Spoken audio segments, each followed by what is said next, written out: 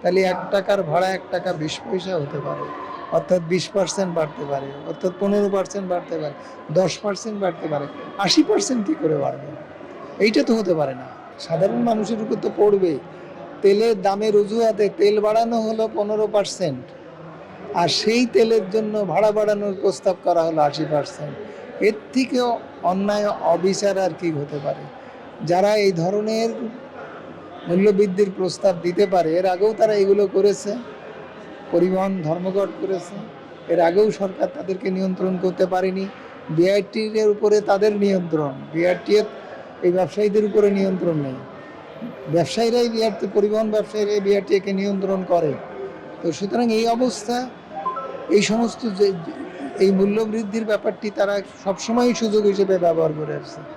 তাদের ভাড়া ন্যায্য কতটা হওয়া উচিত তা যথাযথভাবে যাচাই বাছাই হয়নি। বিআরটিএর যাচাই বাছাই করার কথা, বিআরটিএর সে সক্ষমতাও নেই, সে ব্যাপারে তার কোনো যোগ্যতাও নেই। তো এখন এইরকম অবস্থায় তারা 80% ভাড়া বাড়াতে বলেছে। তাদের ভাড়া বাড়বে কত? তাদের টোটাল ভাড়ার তেলের দাম কত? তাদের গাড়ি চালানো, তাদের পরিবহন খরচের আর খরচ, গাড়ির দাম সহ লোকজনের বেতন ভাতা দিয়ে সব খরচ দিয়ে যা পড়ে, আর তেল খরচ দিয়ে, তাহলে তেলের পোর্শন কত? আজকে যদি ভাড়া মাইল প্রতি 1 টাকা হয়, তাহলে ভাড়া কতখানি বাড়বে 1 টাকার?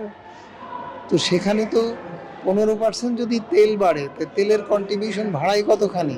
15%ও যদি হয়, 20%ও যদি হয়, তাহলে 1 টাকার ভাড়া 1 টাকা 20 পয়সা হতে পারে, অর্থাৎ 20% বাড়তে পারে, অর্থাৎ 15% বাড়তে পারে, 10% বাড়তে পারে। 80% কি করে বাড়বে? এইটা তো হতে পারে না।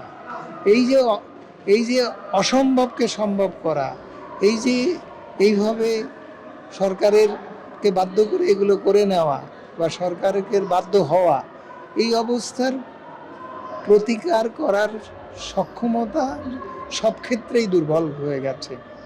বিগত আমলের রাজনৈতিক যে সংকট, সে সংকট রাষ্ট্রের সরকারের সক্ষমতাকে দুর্বল করে ফেলেছে। এবং এইসব কিছু এখন সক্ষমতা অর্জন না করতে পারলে বিভিন্ন স্বার্থ সংশ্লিষ্ট গোষ্ঠী মহল, এরা এভাবেই জনগণের কাছ থেকে তাদের লুণ্ঠন, তাদের জবরদস্তি করে পয়সা আদায় করা যেন তেন প্রকারে হোক, এটা অব্যাহত রাখবে।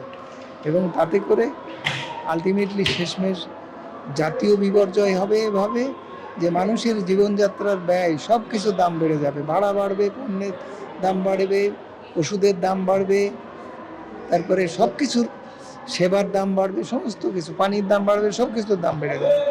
বেড়ে গেলে ওভারঅল একটা মানুষের তো আয় বাড়বে না।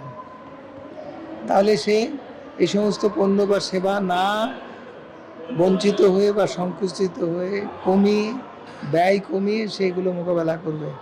আর এগুলো মোকাবেলা এভাবে করলে বাজারে মানি ফ্লো কমে যাবে, তাতে ইন্ডাস্ট্রির আয় কমবে, তাতে সরকারের ট্যাক্স ভ্যাট কমবে, তাতে বাজেট, যে সরকার অ্যাম্বিশিয়াস 9 লক্ষ কোটি টাকার বাজেটের তা বাড়তেছে, বাজেটের টাকা সংস্থান হবে না, সরকার লোন নেবে।